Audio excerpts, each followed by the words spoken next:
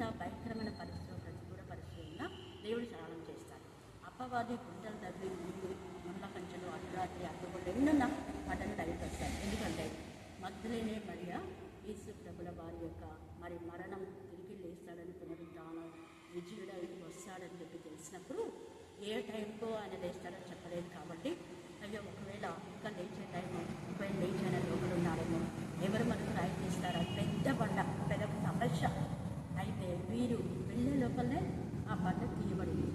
మనం ఎప్పుడైతే విశ్వాసంతో భయం లేకుండా ధైర్యంతో నిరీక్షణతో అడుగులు ముందుకు వేస్తామో మన ఎదుట ఉన్న అడ్డుగోడలు అడ్డురాళ్ళు అడ్డుబండలు సాతాను యొక్క ఊరి సాతాను అన్నీ కూడా దేవుడు లయపరుస్తాడు. ఎందుకంటే అపవాది క్రియలు లయపరచుడికే యేసయ్య వచ్చాడు. ఈ వాక్యమే మనకు శక్తి, ఈ వాక్యమే మన బలం, ఈ వాక్యమే మన అనుదిన జీవితంలో దేవునికి మహిమకరంగా జీవించడానికి మనకు శక్తిని ఇస్తుంది. అందుకే యెహోవా నీ మాట చొప్పున నీ సేవను నువ్వు మేలు చేస్తున్నావు, చేశాడు, చేస్తాడు, చేయబోతాడు. కాబట్టి విశ్వాసంతో మనం ముందుకు వెళ్దాం. దేవుడు ఈ లేఖన భాగం దేవునికి ఆశీర్వదించుగాక. ఆమేన్, ఆమేన్, ఆమేన్. తండ్రి అయిన దేవా మీకు ఎంతగానో వందనాలు స్తోత్రం చెల్లించుకుంటున్నాం. నా ప్రతి అక్కడ అవసరంగా యేసుక్రీస్తుని తీర్చేదేవుడు నీకు మహిమకరంగా అనుదినం నీ వాక్యం ప్రకటిస్తూ నీ సేవలో నీకు మహిమకరంగా వాడబడ్డానికి మీ కృపా సాయం గాక. నమ్మదగిన దేవ వాక్యంలో వాక్శక్తిని మార్చండి, వాక్యం ద్వారా బలపరచండి, వాక్యం ద్వారా ధైర్యపరచండి, వాక్యం ద్వారా స్వస్థపరచండి, వాక్యం ద్వారా లేవనెత్తండి, వాక్యం ద్వారా ప్రతి అక్కడ అవసరం నజరేయుడైన యేసు నామములో తీర్చమని యేసు శక్తిగా నామములో ప్రార్థిస్తున్నాం తండ్రి. ఆమేన్, ఆమేన్, ఆమేన్. అది ఆలోచన పర్లేదు సరిపోతుంది కదా. అది ఆకాశ వర్ష జలము కాదు, అది నీ దేవుడని యెహోవా లక్ష్య పెట్టు దేశము. నీ దేవుడని యెహోవా కన్నులు సంవత్సరాలు మొదలుకొని సంవత్సరాంతం వరకు ఎల్లప్పుడూ దాని మీద ఉంది. కాబట్టి నీ పూర్ణ హృదయంతోనూ నీ పూర్ణాత్మతోనూ నీ దేవుడని యెహోవాను ప్రేమించి ఆయనను సేవింపవలెనని నేడు నేను నీకు ఇచ్చు ఆజ్ఞలను మీరు జాగ్రత్తగా వినిన ఎడల నీ దేశమునకు వర్షము అనగా తొలకరి వానలు కడవరి వానలు దాని దాని కాలమున కురిపించెదను. అందువలన నీవు నీ ధాన్యమును నీ ద్రాక్షారసమును నీ నూనెను కూర్చుకుందు. మరియు నీవు తిని తృప్తి పొందినట్లు నీ పశువుల కొరకు నీ చేత ఎందు గట్టి మొలిపించెదను.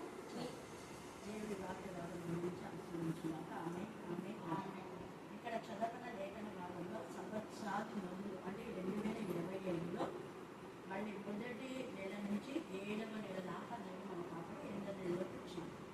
కాబట్టి ఆయన అల్ఫ ఒమేగా ఉన్నాడు. మనం పుట్టినప్పటి నుంచి చనిపోయే వరకు కాపాడే దేవుడు ఆయనే. కాబట్టి అయితే మనం ఏం చేయాలంటే పూర్ణ హృదయంతో పూర్ణ ఆత్మతో మన హృదయంతో ఆత్మ దేవునితో ఏకమవ్వాలి. అప్పుడే మనం ఆశీర్వాదం పొందుకుంటాం.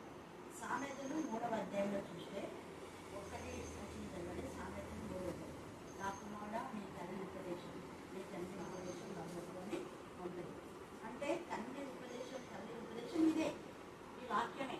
అందుకని రోజు వాక్యం చదవడం ఎప్పుడు మర్చిపోతుంది, తర్వాత పిల్లలు కూడా వాక్యము మనం విద్యోపదేశం 4లో 5 నుంచి 7 చదివితే అక్కడ కూర్చునేటప్పుడు మనం మాట్లాడుతూ వాక్యం గురించి వాక్యం తీసుకున్నాం. ఇలాగ ఉంటే మనకి ఏదైనా రోగం వస్తే ఆ వాక్యమే రోగాన్ని పైకి తోసేస్తుంది. అట్లా మనం ఏదైనా మనకు తుమ్మొస్తే ఆగలేకుండా అంతా కలుస్తుంది కదా, ప్రెజర్ కుక్కర్ మనం ఎంత ఆడినా ఆగుతుందా?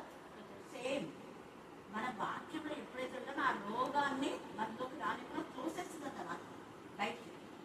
సో నువ్వు పూర్ణ హృదయంతో వాక్యం అంటే దీని అర్థం ఇంకొకటి, నువ్వు ఆ రోగం గురించి ఆలోచించాలి.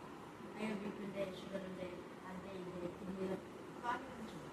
సృష్టికర్తనే దేవుడు నిన్ను పుట్టించాడు, మనం చనిపోయే వరకు ఆయన కాపాడతాడు. అదే ఆయన టేకే. మన పని ఇక్కడ, మన పని వాక్యం గురించి.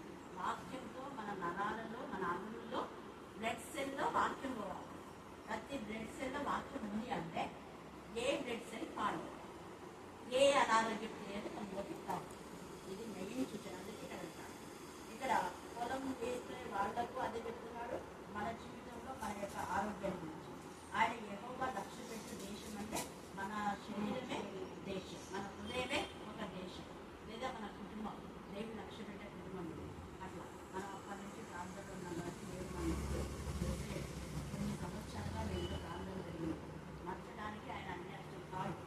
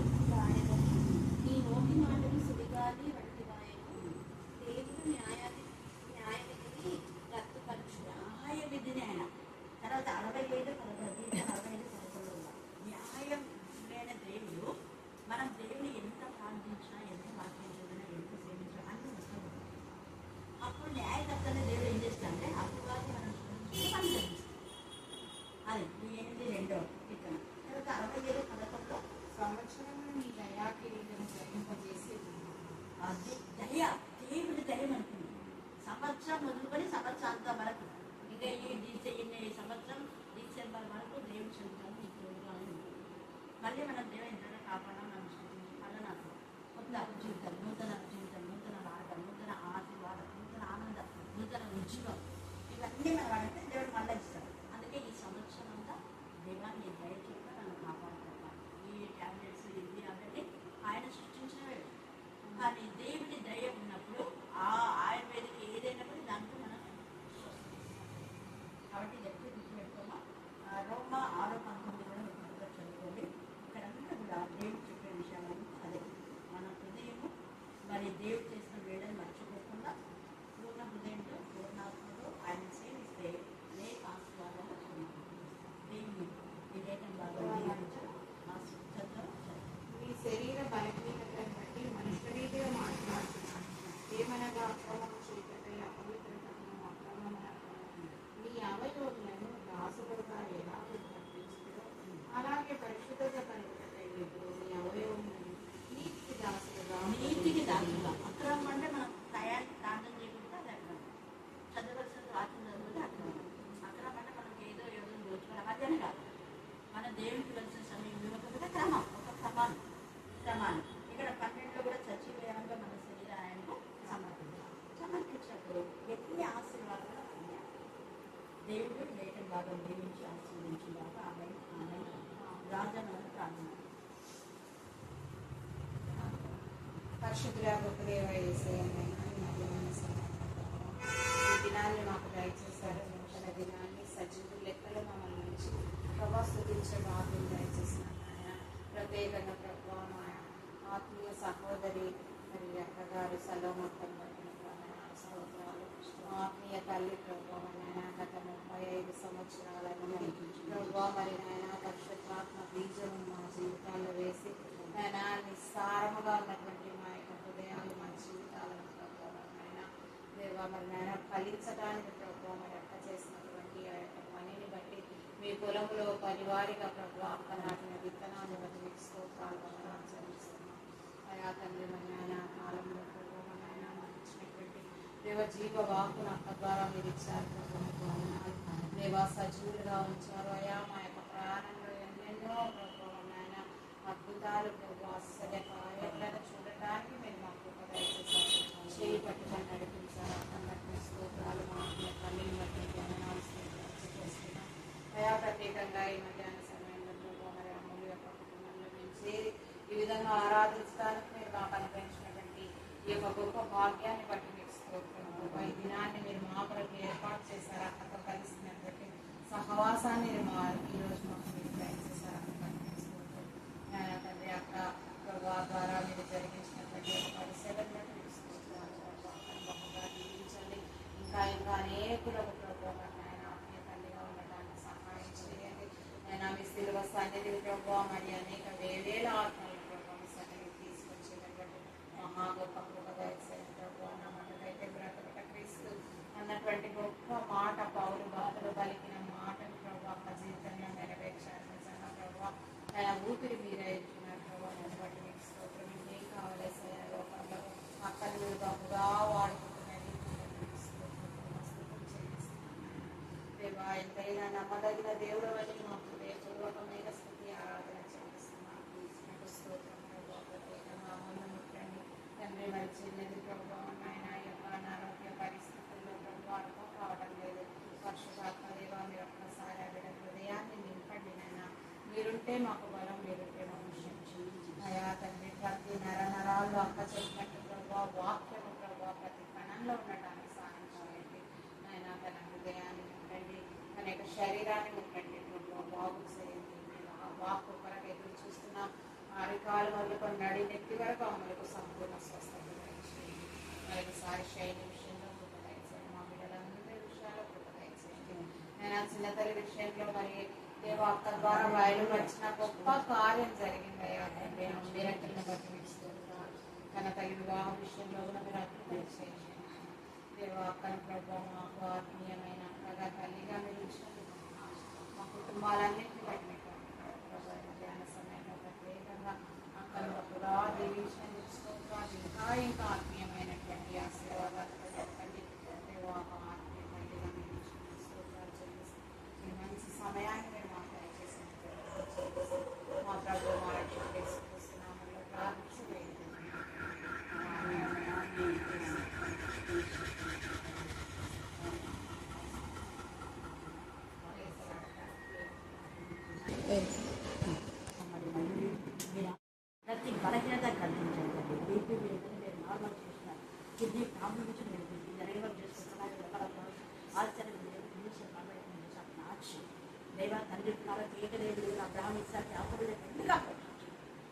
నెమ్మదిని సమాధి దయచేయండి. పాప విషయంలో గొప్ప కార్యం చేస్తున్నాను శరీరం నుంచి మీకే స్తోత్రం, మీకే స్తోత్రం, మీకే స్తోత్రం, మీకే స్తోత్రం, మీకే స్తోత్రం, మీకే స్తోత్రం.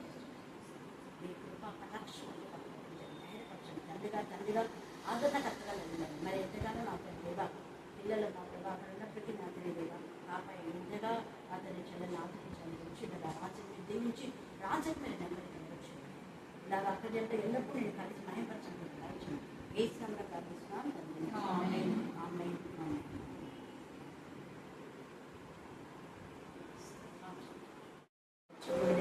ఎంత గొప్ప కార్యం చేస్తాను దేవుడు. బిడ్డ కోర్సు పూర్తి చేసుకొని నేను ఈ ఖాళీ సమయంలో ఎక్కువ వాక్యంతో నింపండి, వాక్యంతో నింపండి, వాక్యంతో నింపమని ప్రారంభిస్తున్నాను. బిడ్డ జీవితం బ్రైట్ ఫ్యూచర్ మీరు దాయించండి, దుష్టశక్తుల్ని కూడా మీరు లాయపరచండి. దేవా మీకే స్తోత్రం. పెద్ద విషయంలో కూడా మీరు కృప దాయించమని ప్రార్థిస్తున్నాను తండ్రి. దేవా నా ప్రభనాథనే మీకు మహిమకరమైన విధానంలో మాత్రం కూడా కుమారుడు నా తల్లి రావును కూడా మీకు జ్ఞానాత్మకమైన కుమారుడు ఎక్కడ పనిచేస్తున్నా నేను కనపరచానికి మీకు దాయించమని సాధనకి లాయపరిచి నేను స్థుతిస్తూ ఏ స్థానంలో ప్రార్థిస్తున్నాను తండ్రి. ఆమేన్. బాగుంది. సాక్షిగా సాధన వాళ్ళని వాళ్ళ తండ్రిని వాళ్ళ కుటుంబాన్ని జ్ఞాపకం చేసి ఇక్కడ అనిపించిన పిల్లల మీ భక్తులు పట్టిన తండ్రి వాళ్ళ కష్టాలు మీరు తెలిసి సాధనన్ని కూడా వెళ్ళారు. దేవా మీకే స్తోత్రం, మీకే స్తోత్రం, మీకే స్తోత్రం, మీకే స్తోత్రం, మీకే మీ కృపలో బంధించమని నిన్నవే న్యాయపరచుకోండి. దేవా వారి ఇంట్లో మరి కైలు వాళ్ళ మా తల్లి మేము చేసిన ప్రతి ప్రార్థన మా తల్లి మీరు ఆలోచించినందుకు నేను స్థితిస్తూ ఎవరి జీవితాన్ని మీరు ఆస్వాదించి పిల్లలు ఉన్నత దొరకడానికి రాయించాలి. వేసినామని ప్రార్థిస్తున్నాం తండ్రి. ఆమేన్. ఓకే గాలి తెస్తున్నా మేడం చిన్నప్పుడు ఎంత సంతోషించలేదు అలాంటి సంతోషం దయచేసి వేసినామని ప్రార్థిస్తున్నాం తండ్రి. ఆమేన్. గాలి తెస్తున్నా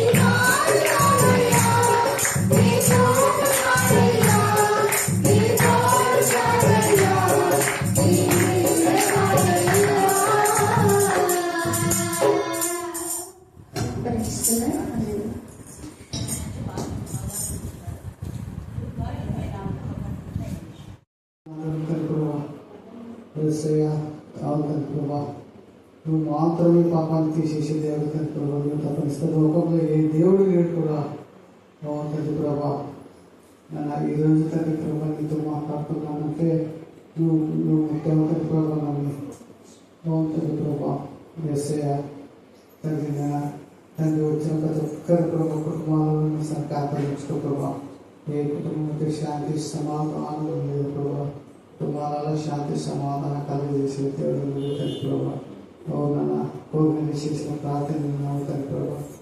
నాన్న తండ్రి ప్రభా మాలోన ప్రభా నేను ఏదైనా పాపం దాగి ఉంటే ప్రభు ప్రార్థన దేవుడు కాదు తండ్రి ప్రభా. మాలో తండ్రి ప్రభా.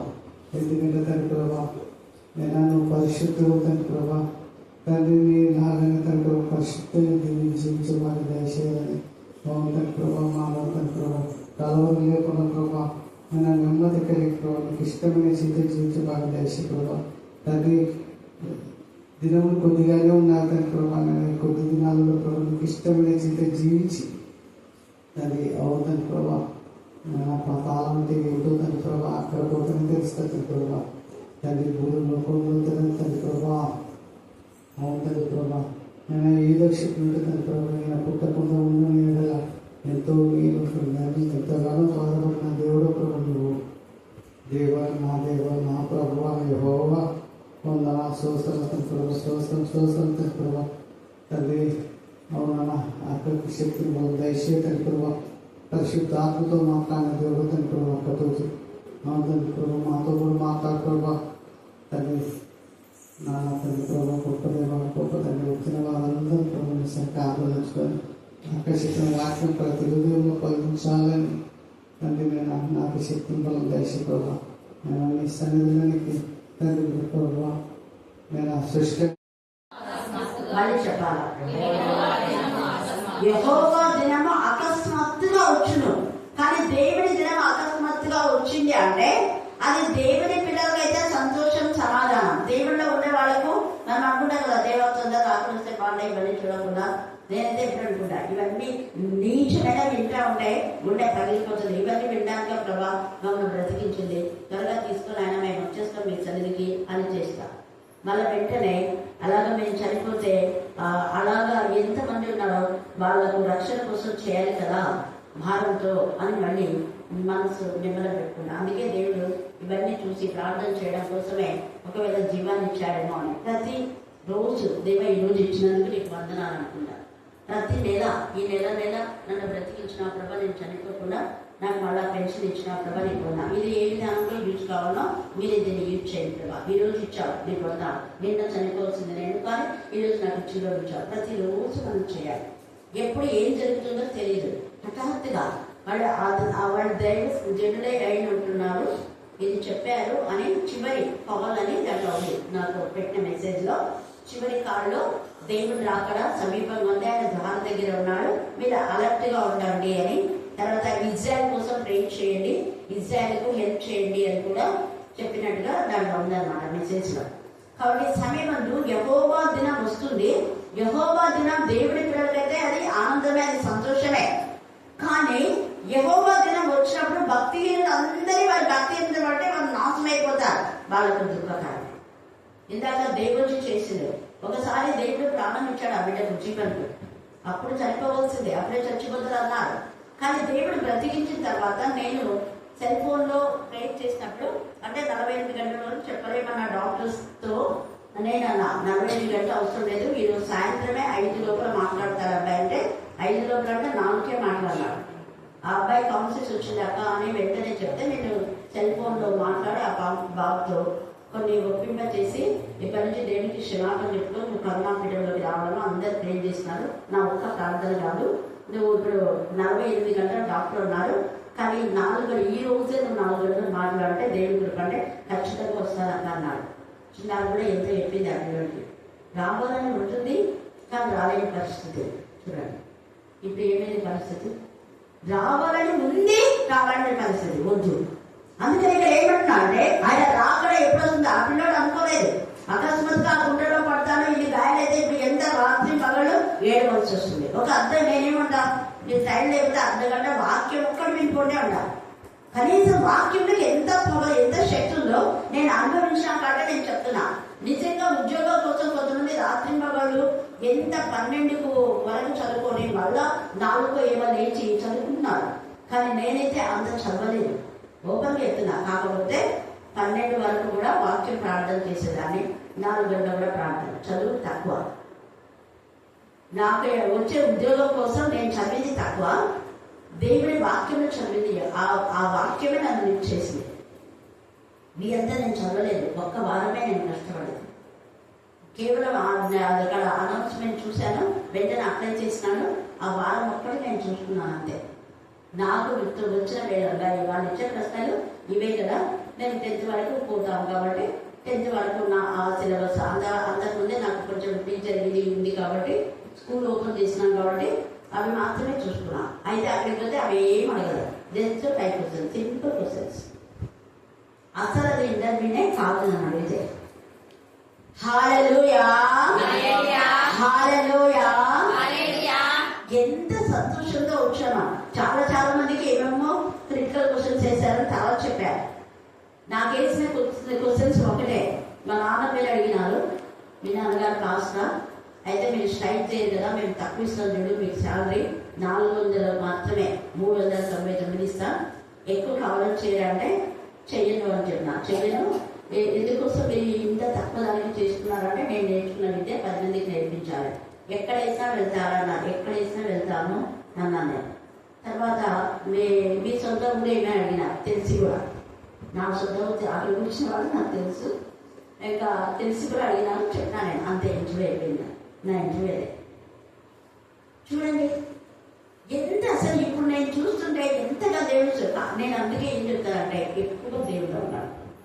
ఇంతవరకు మీ ప్రాంతంలోనే నన్ను మీరు చూస్తున్నారు కాబట్టి నేను వాక్యములకు ప్రార్థన తప్ప దేనికి ప్రాధాన్యత ఇవ్వాలి. అది మనం చూస్తాం.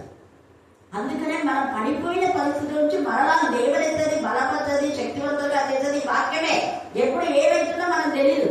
అందుకని అకస్మాత్తుగా అంటాడు, అకస్మాత్తుగా వస్తుంది ఆయన దినం. కాబట్టి మీరు ఏం చేయకూడదు అంటే, ఇక్కడ ఇది అంజూరం చెట్టు చిగిరించినప్పుడు వసంతకాలం దగ్గరగా ఉందని చూసినట్టుగానే ఇవన్నీ జరుగుతుంటే ఏసే రాకడ జాగ్రత్తగా మీరు గమనించి, రాకడ సమీపం ఉంది, ఏసే ద్వారం దగ్గర ఉన్నాడని మీరు తెలుసుకోవాలి. కాబట్టి వెలుగుపడి మీరు ప్రార్థన చేయాలి. అందుకని చాలా మంది ప్రాఫిట్స్ కూడా ప్రవర్తిస్తున్నారు. ఆయన రాకడ సమీపంగా ఉంది, అక్కడ బలి ఇవ్వడానికి యెరూషలేములో ఎర్రటి పెయ్య దొరికింది. మనం కూడా ప్రతిష్ఠలు ఎర్రటి పెయ్యనే. నేను చెప్పలేదు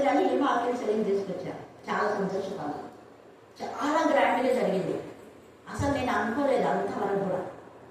ఆ రోజుల వరకు కూడా మేము ఇదంతా పొట్టేలు కట్ చేసి దేవుడికి మహిమకరంగా ఘనంగా ఆరాధన చేస్తాం అనేది నేను అనుకోలేదు.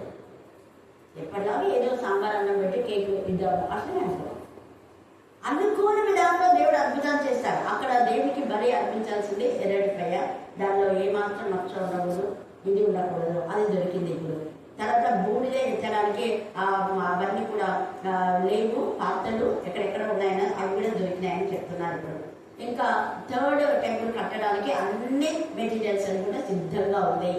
సీక్రెట్ ప్లేస్ లో కట్టున్నారు, ఎవరికి తెలియదు. అండర్ గ్రౌండ్స్ లో దాన్ని ప్రిపేర్ చేసిన అన్ని రెడీగా ఉన్నాయి. ఇవన్నీ చూసినప్పుడు నా రాకడకు ముందు ఇవి జరుగుతాయని యేసు చెప్పాడు. నా రాకడకు ముందు పడగొట్టబడినటువంటి మందిరం మరలా తిరిగి కట్టబడింది. Third temple.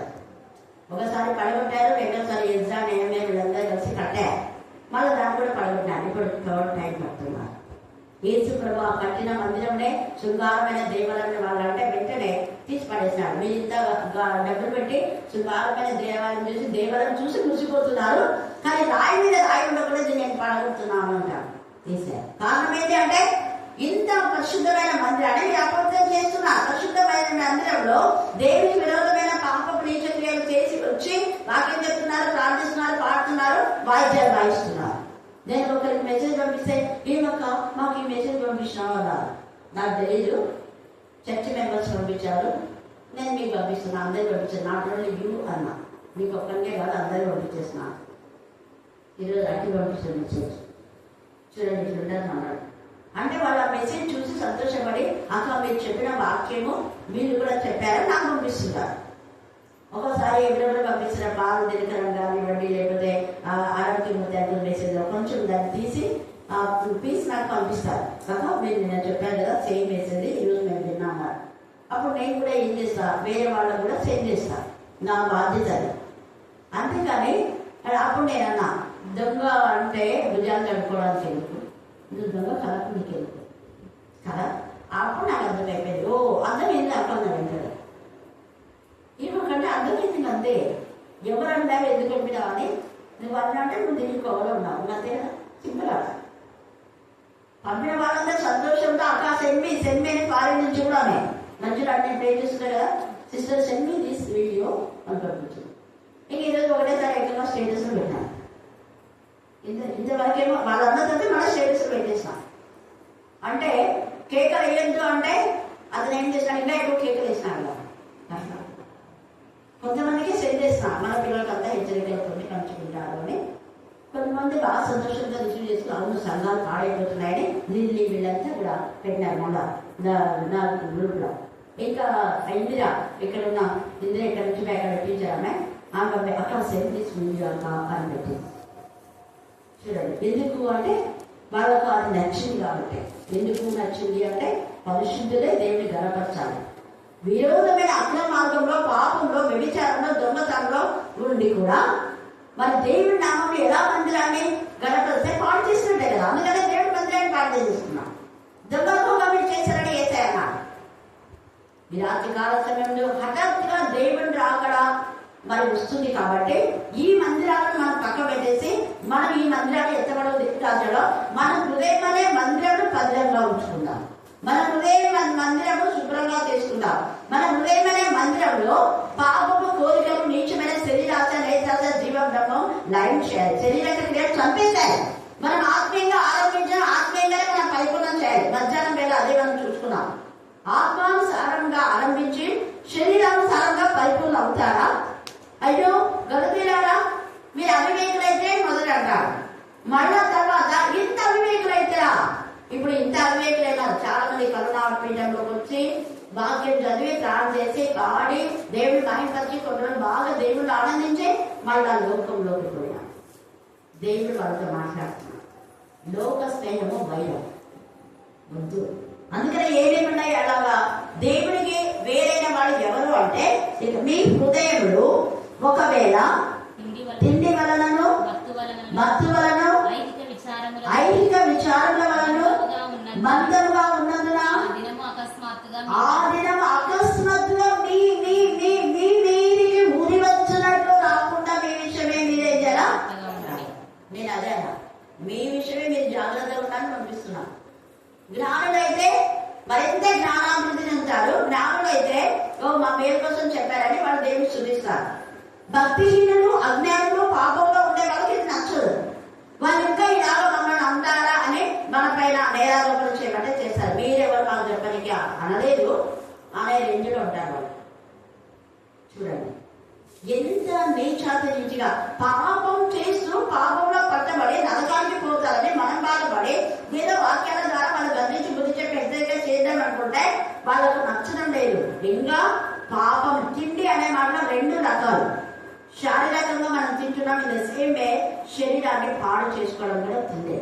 మత్తు అంటే పాపం అనే మత్తు, వ్యభిచారం అనే మత్తు, ఇంకా దేవునికి విరోధమైన నీచ కార్యాలని ఒక మత్తు. అది ఆ పాపం చేయాలి చేయాలి చేయాలి చేయాలి. ఆ మత్తులో వాళ్ళు ఏం చేస్తున్నారో వాళ్ళకే తెలియదు. అది మత్తు అంటే చేసే పాపం మీద పాపం కదా, ఇది శరీరానికి హానికరం. ఈ వ్యక్తి చేసేటప్పుడు ఈ పాపం అంటే ఈ వంశానికే ఇంటికే చెడ్డ పేరు వస్తుంది కదా, ఇంగిత జ్ఞానం లేకుండా పాపం చేస్తున్నారు. అందుకే యేసయ్య హెచ్చరిక చేస్తున్నాడు, మీకు మీరే జాగ్రత్తగా ఉండండి అంటున్నాడు. తర్వాత ఆ దినము భూమి ఎంతంతటా చూడండి, అందరూ ఒక్కడా ఇక్కడ టోటల్ గా అందరు. నేను కూడా ఇక్కడ నీకు ఒక్కరికి పంపించింది, అందరూ చూస్తున్నాను. భూమి ఎంతంతటా చూడండి, భూమి ఎంతంతటా నివసించు వారందరి మీదకి అకస్మాత్తుగా వచ్చు. అందరి మీదకి వస్తుంది అకస్మాత్తుగా.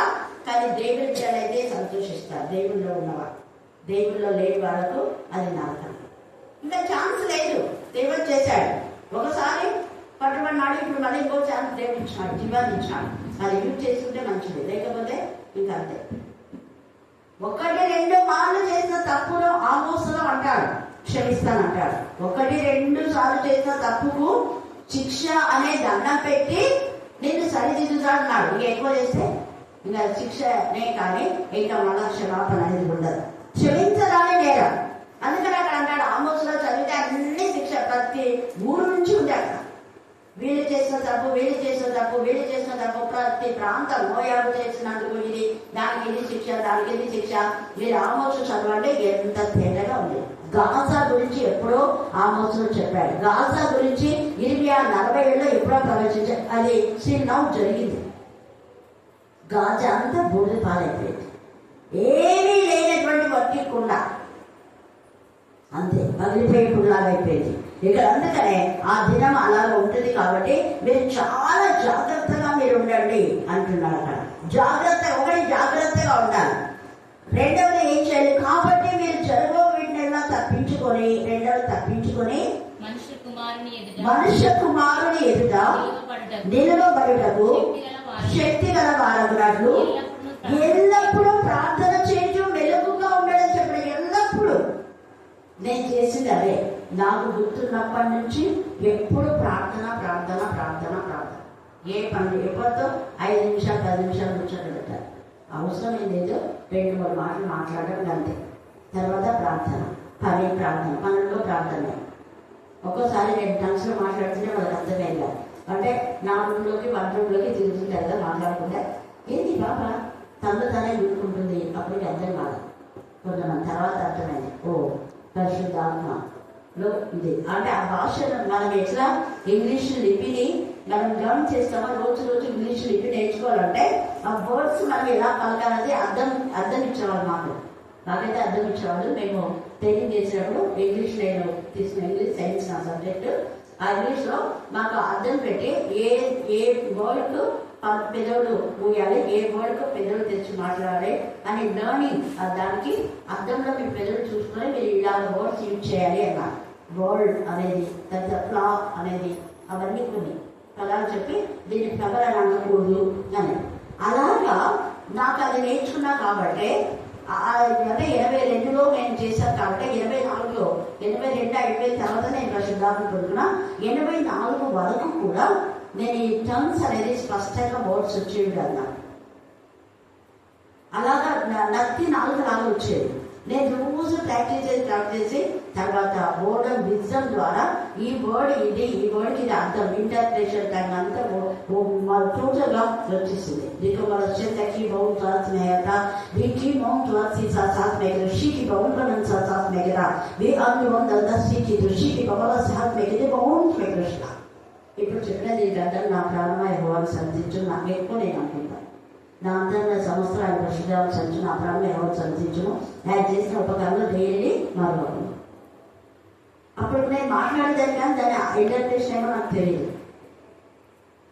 అందుకనే ఆ పదం యొక్క అర్థం మనం తెలుసుకోవాలంటే ఎన్ని రోజులు ప్రాక్టీస్ చేస్తామో అలాగనే మనం ఎక్కువగా ప్రార్థన వాక్యం కండక్ట్ చేస్తూ ఉంటే మనకు దేవుడు జ్ఞానాత్మతో నింపి ప్రతిదీ మనకు ఎవరు బోధించకూడదు, ఆయననే స్వయంగా వచ్చి బోధిస్తాడు. ఆయననే మన హృదయ సింహాసనాసనంలో ఉండి ఆయననే మీకు నాకు బోధనగా ఉండి ఇదిగో ఈ రెఫరెన్స్ ఇన్ని రెఫరెన్స్లు ఉన్నాయి చూడు అని అవన్నీ గుర్తు చేస్తున్నాడు. మనం రెఫరెన్స్ తీసుకొని చదువుకోలేక అంతే మనం మర్చిపోవాల్సిందే. ఒక్క మెసేజ్ మనం ప్రిపేర్ కావాలంటే కొన్ని గంటలు అవుతుంది, అలాగ చేయడం ద్వారా దేవుడు మనకు ఆశీర్వదిస్తాడు. అందుకనే అంటున్నాడు వెనుకగా ఉండి ఎల్లప్పుడూ అంటున్నాడు. మరి ఎల్లప్పుడూ ఎలా చేయలేవు, పనులు ఉన్నాయి కదా అన్నాను నేను కూడా. నీకు పనుల్లో ప్రార్థన చేయదని నేను చెప్పానా, పనుల్లో స్తుతించొద్దని నేను చెప్పానా? నీ పని ఏం చేతులతో చేస్తావు, ఆత్మతో చేయవు కదా. చేతులతో నువ్వు పని చేస్తున్నావు, ఆత్మతో నన్ను స్తుతించు. ఎందుకంటే పౌలు పేతురు వీళ్ళు చెరసాలలో బంధించినారు, వాళ్ళ ఆత్మతో దేవుని కనపరిచినారు. హల్లెలూయా హల్లెలూయా. వాళ్ళు చెరసాలలో వేసినారు కదా, అయ్యో చెరసాలలో ఉన్నాం, అయ్యో అయ్యో అయ్యో అయ్యో కూడా ఏడ్చుకోలేదు వాళ్ళు, అస్సలు బాధనే లేదు. అది అక్కడ మన ప్రార్థన మన పనుల్లోనే ప్రార్థన చేయొచ్చు. వాక్కు మనం పోతున్నాం ఆ నడకలో మనం దేవుడు స్తుతించాలి, కానీ అందరి కలవని కబుర్లు శుద్ధి పెట్టుకోబోతున్నాం. మాటలు అవసరం లేదు. ఆ మాటల ద్వారా ఏది అపజయం వచ్చేది, మళ్ళీ చెప్తారు, వ్యర్థమైన మాటల ద్వారా వచ్చేది బాధ, వేదన, రోదన, అపజయం. కానీ వ్యర్థమైన మాటల నుంచి మనం విడుదల పొంది దేవుడి మాటలు ఎక్కువగా వినాలి, ఎక్కువ చదవాలి, ఎక్కువ ప్రార్థన చేయాలి. ఎంత ఎక్కువగా నువ్వు వాక్యం చదువుతావు అంత బ్లెస్సెడ్ అయిపోతావు. నీకు వచ్చిన జీతం అది ఎంతైనా బ్లెస్ 100% ఇంకా ఎక్కువనే. నేను అప్పుడు తీసుకుంటే 399, అంతకంటే ఎక్కువ 100% అయిపోయింది కదా, ఎక్కువనే మాకు ఇప్పుడు కూర్చొని ఉంటున్నాం. అందరూ ఉద్యోగం మేమెందుకు చేస్తాము, వీడు చేసి 300 మేము ఉద్యోగం చేయాలి. ఎంతమందికి నేను చెప్పిన రండి, వేకెన్సీ చాలా ఉన్నాయి, గవర్నమెంటే మిమ్మల్ని ట్రైనింగ్ ఇస్తారా, మీరు ఎంఏ చదివినా ట్రైనింగ్ ఇప్పిస్తారు, బీఈడి చదివినా బీఈడి చేయడం అవసరం లేదు, ట్రైనింగ్ వాళ్ళే ఇప్పిస్తారు ఫ్రీగా, వాళ్ళే ఇప్పించినారు. చాలా మంది డిగ్రీ చేసి డిగ్రీ ఫెయిల్ అయ్యి ఓల్డ్ ఇంటర్ పాస్ అయిన వాళ్ళు డిగ్రీ ఫెయిల్ అయిన వాళ్ళంతా చేన్నారు. అలాగే వాళ్ళకు ఇంటర్ పాస్ అయిన వాళ్ళకేమో టీడీ చేయించారు, డిగ్రీ పాస్ అయిన వాళ్ళకేమో బీఈడి చేయించి ఉద్యోగం పర్మనెంట్ చేస్తున్నారు. ఇంకా ఆ తర్వాత పర్మనెంట్ అనేది అంటే ఊరికే ఉద్యోగం తీసుకుంటే అంత పెన్షన్ లేదు, తీసేస్తున్నారు. ఎందుకు నేను చెప్తున్నానంటే అప్పుడు ఎంతమంది అడిగితే చేయలేదు, కానీ ఇప్పుడు బాధపడుతున్నారు. అందుకే ఇప్పుడు దేవుడు మీద తర్వాత బాధపడకుండా ఇప్పుడే దేవుడు నామ ద్వారా మీతో మాట్లాడుతున్నాడు. సమయం పోలివద్దండి, చాలా విలువైంది. అసలు ఒక్క మాట వ్యర్థమైన మాట మాట్లాడదు.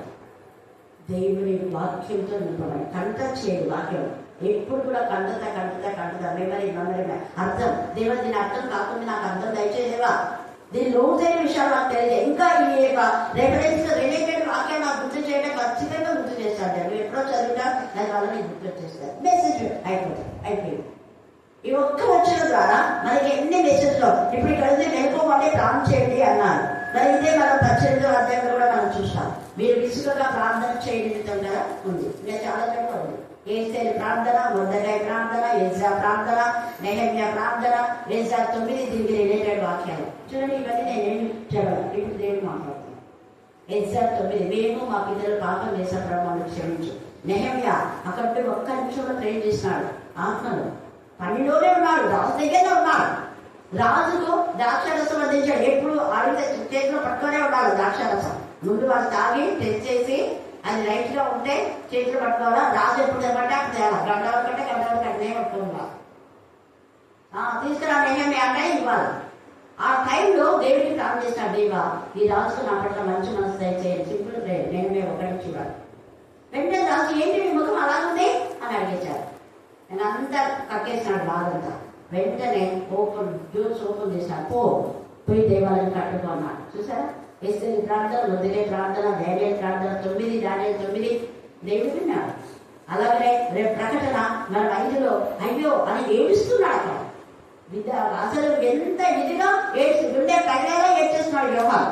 యోహాను యొక్క ఏడుపు ఉద్యోగం కోసం ఏడవలేదు, పిల్లలు లేదని, భార్య లేదని, ఆస్తి లేదని, అంతస్తు లేదని ఏడవలేదు, వాళ్ళ అన్నారు వీళ్ళ అన్నారు నిందల గురించి ఏడవలేదు. ప్రభావి గ్రంథంలో ఏమిటో తెలుసుకోవాలి. అలాగే 119 కీర్తన తర్వాత 136 చూస్తే దావీదు యొక్క కన్నీరు ఏంటి? ప్రార్థన ప్రార్థన ప్రార్థన.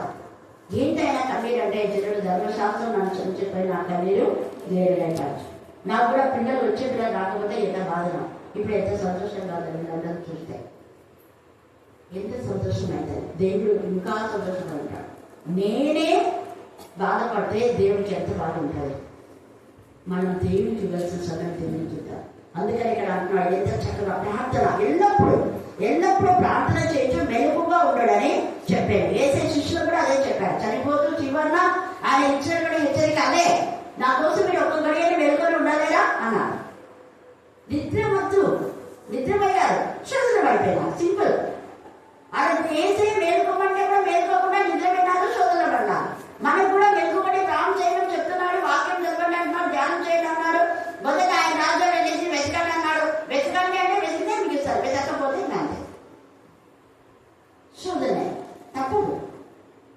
ఒకవేళ నువ్వు వెతికినా దేవుని భయభక్తి కలిగి చేయవలసిన ప్రార్థన, చేయవలసిన స్తుతి రూపం ఆయన చేసి, చదవలసిన వాక్యం చదివి ధ్యానించవలసిందిగా ధ్యానించినా కూడా నీకు అపజయమే వచ్చిందనుకో, ఒకవేళ డబల్ బ్లెస్సింగ్స్ ఉన్నాయి. యోబు యథార్థంగా ఉన్నాడు, ఎక్కడ ఏ లోపం లేదు, ఎల్లప్పుడూ ప్రార్థన చేస్తున్నాడు. ప్రతిరోజు కొడుకుల కోసమే బలి అర్పిస్తున్నాడు. ఎక్కడ పొరపాటు అనేదే లేదు, లోపమే లేదని తండ్రి అయిన దేవుడే సాక్ష్యం ఇచ్చాడు యోబు గురించి. మరి అలాంటి యోబు మౌనంగా భరించాడు. డబల్ బ్లెస్సింగ్స్ వచ్చినాయి. ఆలస్యం అయితే అన్యాయం చేయదు. నీకు ఒక శ్రమ వస్తుంది. ఇందాక రహల్ కూడా చేసింది. శ్రమ ద్వారా దేవుడు అద్భుతాలు చేస్తాడు, బాధ ద్వారా దేవుడు అద్భుతాలు చేస్తాడు. బాధ పోయిందే, ఏ 6 బాధలు వచ్చినా కూడా 7వ బాధ రాకుండా దేవుడు అద్భుతం చేస్తాడు. యోబు అంటాడు 6 బాధలు వచ్చినా 7 బాధలు రాకుండా కాపాడతాడు. హల్లెలూయా, హల్లెలూయా, హల్లెలూయా. 6 సార్లు మునిగినా కూడా నయమని అంటున్నాడు. ఒకసారి మునిగితే కొంచెం చేయి బాగైతుంది, కాలు బాగైతే అనుకున్నాడు. లేదు, 6 సార్లు మునిగినా ఏమాత్రం చేయలేదు. కానీ 7వ మారు మాత్రమే పసిపిల్ల లాంటి దేహమైంది. నీ జీవితంలో కూడా అలాగే చదువుకుంటు దేవుడు ఒక ప్రణాళిక ఉంటుంటాడు. శిలువపై కోనేరుకి వెళ్ళినప్పుడు వాడు 7 వాళ్ళే కనుక్కోవాలి. ఊరికే పోయి కడుక్కో అన్నారు అంతే. వాడు ఒకసారి కడుక్కున్నాడు, 2 సార్లు కడుక్కున్నాడు, డజన్ మాకు తెలియదు. మొత్తానికి వాడు కాళ్ళు వచ్చినాయి. ఒక్కొక్కరి జీవితంలో ఒక్కొక్క మార్గాన్ని దేవుడు ఏర్పాటు చేస్తుంటాడు. అందుకని ఇక్కడ ఏమంటున్నాడు, వెలుగుబాటే ప్రార్థన చేయండి అని చెప్తున్నాడు. తర్వాత ఆయన ప్రతి దినం పగటి యందు దేవాలయంలో బోధించుచు, రాత్రి వేళ ఒలీవల కొండకు వెళుచు కాలం గడుపుతున్నది. ఇక్కడ ప్రతి దినము కేవలము ఎప్పుడు వేసే వెళ్ళేవంటే పెద్దల కాడ మాత్రమే, మిగతా అంతా ఇళ్లలో ప్రార్థిస్తున్నాం. నదీ తీరాన ఇళ్లలో, అనేక ఇళ్లలో. సమరయ స్త్రీ, అక్కడ దేవాలయం కాదు, సమరయ స్త్రీకి ఎక్కడ వాక్యం చెప్పినాడు ఆయన చెప్పండి. వాడి రక్షణ వచ్చిందా? వచ్చింది. మందిరంలో వాక్యం చెప్పినప్పుడు చాలా మందికి లేదు రక్షణ. సమరయ స్త్రీలో మాట్లాడినప్పుడు వెంటనే రక్షణ కూడా ఆమె లేకుండా వాళ్ళ ఊరినే మార్చింది. దేవాలయం నుండి నేను రక్షింపబడినాను అని ఎవరు మార్చినట్టుగా లేదు, ఆధారం లేదు. దేవాలయంలో ప్రార్థన ఆయన వాక్యం చెప్పినప్పుడంతా బాధించినారు. దేవాలయంలో వాక్యం చెప్పినప్పుడంతా కూడా ప్రధాన యాజకులు అంటే పాస్టర్లే. ప్రధాన యాజకులు, పెద్దలు, ఆ సంఘ పెద్దలు, ఆ సంఘంలో ఉన్న నాయకులు ఎప్పుడు ఏదైనా బాధ పెట్టడం. కానీ బయట ఏ ఇళ్ళ దగ్గర దారిలో పోయినప్పుడు అద్భుతం. గుడ్డివాళ్ళు బాగుపడినారు, పక్షవాతాలలో బాగుపడినారు, రక్తస్రావం స్త్రీ బాగుపడింది. ఆమె మందిరంలో పుట్టలేదు, గుడ్డివాళ్ళు మందిరంలో వచ్చి బాగుపడలేదు. చూసారా? అంటే అర్థం ఏంటి ఇందులో అంటే, ఎవరైతే నమ్మిక ఉంచుతారో అక్కడే గాడ్స్ ప్రెజెన్స్ ఇస్తే, విశ్వాసం ఎక్కడైతే ఉంటుందో అక్కడ దేవుడి సన్నిధి ఖచ్చితంగా ఉంటుంది. నమ్ముడని వాళ్ళైతే నమ్మని సమస్తము సాధ్యమే. నమ్మిక అనేది ఉండాలి. ఇన్ ద సేమ్ వే పడిపోకుండా ఉండడానికి సహవాసం కావాలి. అందుకనే యేసయ్య అంత దేవుని కుమారుడైన ముగ్గురు శిష్యులతో కలిసి ప్రాణం చేశారు, చచ్చిపోయేవాడు. వాళ్ళు లేకుండా చేయొచ్చు కదా, లేదు. ఎప్పుడు వాళ్ళు తీసుకువెళ్తున్నారు. వాళ్ళ ముగ్గురు ఎందుకు తీసుకువెళ్తున్నారు అంటే వాళ్ళ అందరూ వాళ్ళ ఆసక్తి. మిగతా వాళ్ళు అదే యేసుప్రభు ప్రార్థనే చెడగొట్టే రకాల వాళ్ళు.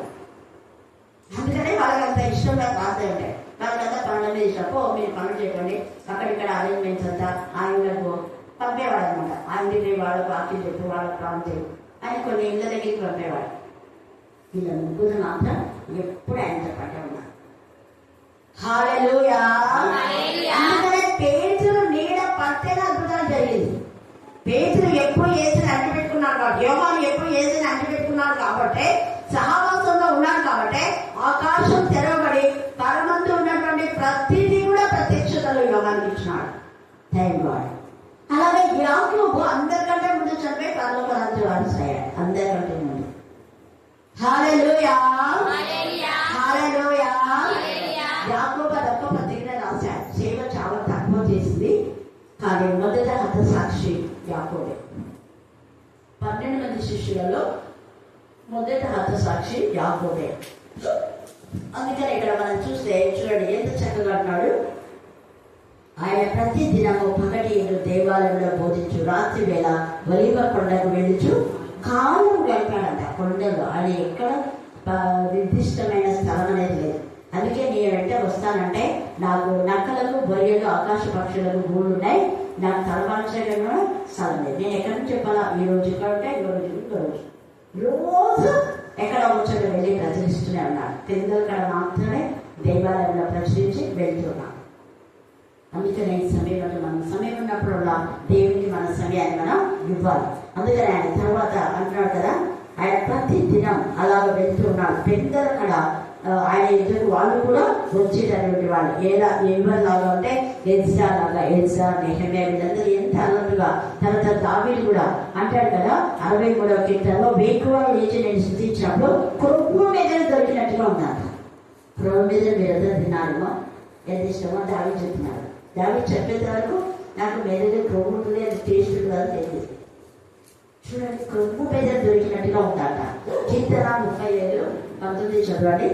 దావీదు కీర్తన 35వ అధ్యాయం 19వ వచనం. శత్రులైన వాళ్ళు అంటే ఏమర్థం? కారణం లేకుండా మనతో శత్రుత్వం పెట్టుకుంటారు, దేవునికి అప్పగించారు. కారణం లేకుండా ప్రాంతం ఆడుకుంటారు, కారణం లేకుండా వాక్యం చదవడం ఆడుకుంటారు, కారణం లేకుండా దేవుని సన్నిధికి రాదు. అర్థమే కాదు. ఇక్కడ నిర్హేతుకంగా అసలు కారణమే లేదు అంటే నేనంట కారణం లేదు అని అపవాది చేసిన గురుడు అంతేనా, సింపుల్. నిర్హేతుకంగా 19:20 కూడా చదువు. వారు సమాధానపు మాట్లాడరు,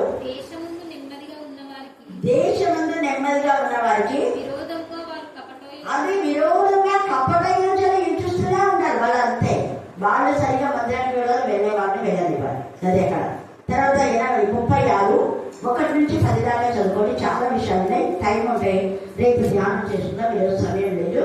కీర్తన 84:1 కూడా చూస్తే, యెహోవా మందిరములకు వెళ్తే చెరువు నాతో ఉన్నప్పుడు నేను బాగా సంతోషించింది. తర్వాత అక్కడ అంటాడు కదా, ఆయన మందిరం, ఆయన యెహోవా మందిరాలను చూడబడిన నా ప్రాణం ఎంతో ఆశపడుతుంది. జీవం గల దేవుని దర్శించాడు. ఎంత తృష్ణ, ఎంత అట్లాంటి ఆశ, అట్లాంటి తపన అనుకుంటే దేవుడు కూడా ఆశతో మీకు ఎప్పుడప్పుడు ఉద్యోగం ఇవ్వాలి అంటాడు. మనం పోవాలని మనం వస్తే చదవాలి బాగుంటే, సాక్ష్యం చెప్పాలి నన్ను అనుకుంటే ఆ పిల్లోడు సాక్ష్యం కూడా చెప్పలేదు అసలు. ఇప్పుడు బాగా పిల్లాడు. దేవుడు అంటే భయభక్తి లేకున్నాడు, కేనాడు, ఎంత ఉగ్రత చూడండి. అందుకని ఇక్కడ చూడండి అంటున్నాడు కదా ఎంత చక్కగా. 36:1-14 చదివితే మీకు అది విషయం అర్థమవుతుంది. తర్వాత 57 కీర్తన 57 భయంకరమైన పరిస్థితిలో ఎముకలలో కాళ్ళ కుచ్చుకుంటూ రక్తం కారణం కూడా దేవాన్ని రెక్కల నా సాధన నేను దాక్కుంటు ఈ ఆపదలు తొలగిపోయే వరకు, తొలగిపోయాక నేను విడిచిపెడతానని చెప్పాల. ఎల్లప్పుడూ అయితే నా ప్రభులు చూసుచుంటుంది అంటే ఈ ఆపదలోనే నేను ప్రార్థిస్తానని అక్కడ అర్థం. తర్వాత 46:1 మనం చూస్తే, యెహోవా మనకు ఆశ్రయుడు దుర్గం, మహోన్నతుని చాటు నివసించువాడే సర్వశక్తుని నీడను విస్తరించు. ఆయన మనకు తోడుగా ఉంటాడు. ఆయన గణపరిచే వాళ్ళని ఆయన కూడా గణపరుస్తాడు. ఆ అధ్యయనం అంతలో మీనింగ్ఫుల్ అదే. దూతలు తోడుగా ఉంచుతాడు. నీకు దూతలు తోడుగా వచ్చి ఎగ్జామ్ రాయడానికి దేవుడు సాయం చేస్తాడు. ఆయన కరుణాహస్తం, దక్షిణాస్తం, పరిశుద్ధ బాబు, ఆయన కుడి హస్తం, ఆయన గాయపడిన హస్తము నీకు తోడుగా ఉంది కాబట్టి చక్కగా ఎగ్జామ్ రాయగలిగినా. ఇప్పుడు దేవుడు అడుగు, దేవా ఎగ్జామ్ రాయడానికి సహాయం చేసిన దేవుడు నువ్వే కదా తప్ప నాదేం లేదు. యుద్ధము యెహోవాదే, విజయం నీదే కదా, నీ ఇష్టం. నువ్వు నాకు ఎప్పుడు ఉద్యోగం అయినా అప్పుడే ప్రభా, నీకు ఇష్టమైతే ఇప్పుడే. కానీ అది ఇచ్చినా సంతోషపడాలి, ఇవ్వకపోయినా దేవుడు స్థుతించాలి. ఇచ్చినందుకు, అందుకే నేను ఇచ్చినందుకు వందనాలు చెప్పాలి. ఎప్పుడు రావాలో అది వస్తుంది. ఇచ్చినందుకు వందనాలు ప్రభావం దేవుడు స్థుతించాలి. మీరు రాసిన ప్రతి ఎగ్జామ్లో దేవుడు ఘనమైన విజయాన్ని ఖచ్చితంగా దయచేస్తారు. యోగుకు రెండంతలు ఆశీర్వదించిన దేవుడు మనల్ని కూడా ఆశీర్వదిస్తారు. దేవుడు ఈ వాక్య భాగం దీవించి ఆశీర్వదించుగాక. ఆమేన్, ఆమేన్, ఆమేన్. చివరి ప్రార్థన.